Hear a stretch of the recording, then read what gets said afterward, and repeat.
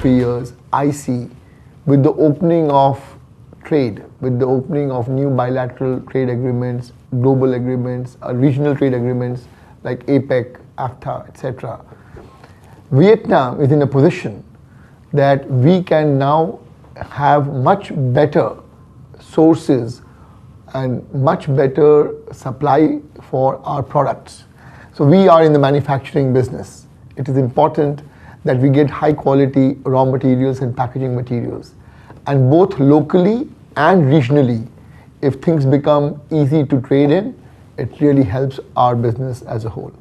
So in the next 3 years, I personally feel the regional integration will become stronger, the trade barriers will be lowered down, and not only Vietnam, but the whole of Asia Pacific will see a good, buoyant growth. I think there is no company which should be untouched by the digital technology in the next 3 years. I personally feel that both Suntory and PepsiCo have already made a huge advancement in this area. And we in Suntory PepsiCo Vietnam have embraced digital in a very, very big way. Just to give you an example, today, all our 2,000 salesmen have a handheld. They go digitally, take orders from every outlet. It is real-time transmitted to the distributor warehouse, and those orders are immediately picked and delivered the next day to every outlet. The distributors are linked to a master DC of the company, and they get the stocks from the master DC seamlessly. Each of our transport vehicle is GPS enabled, and all our system is completely integrated end to end. So that's the power of the digital world today. Without using pen and paper, we are able to do a seamless service from our factory where we make our products to the outlet where we are able to sell our products. Today, the consumer has not got only one screen, which is called television. That is only 1/5 of his time. The balance of his time is with mobile, whether it is a mobile phone, is a smartphone, or an iPad, or any other tablet, or when you go into any of the stores, there are digital boards where you can have interactions with. So we leverage that part in our marketing campaigns. We are essentially a marketing company. So we need to understand our consumers. So when we communicate with the consumer, now the days of just television advertisements are over.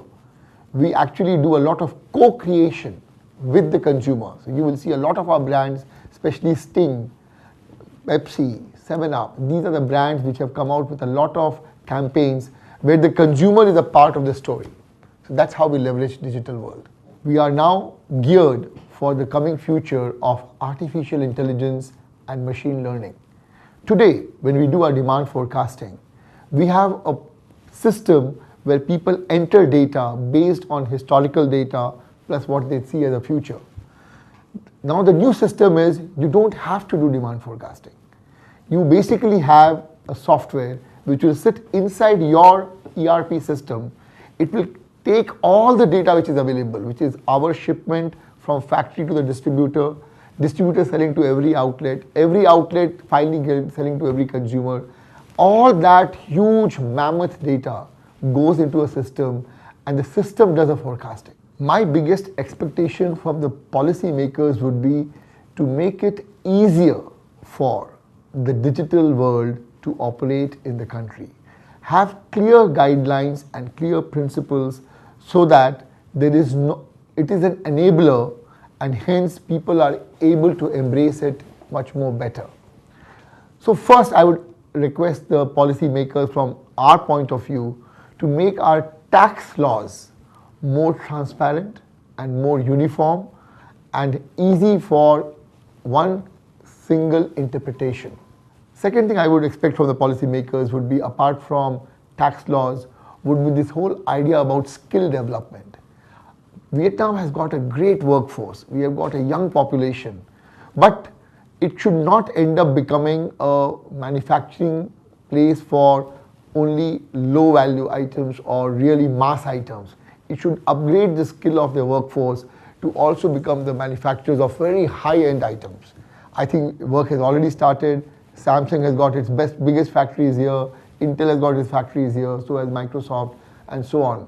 So I think now the work of the policymakers has to fast track this and invite more and more foreign investments by making the Vietnamese workforce high on skill.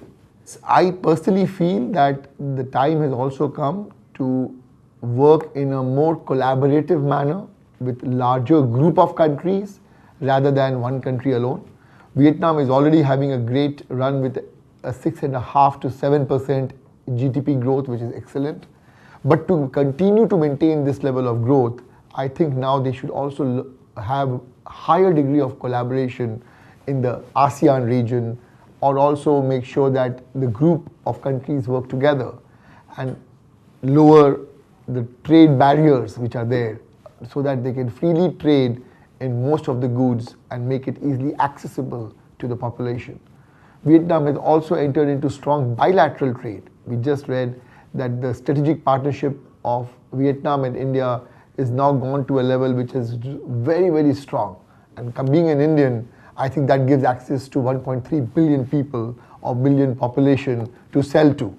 So I think Vietnamese companies can prosper a lot by getting their products into India. Similarly, Indian companies can use this agreement to get their products into Vietnam.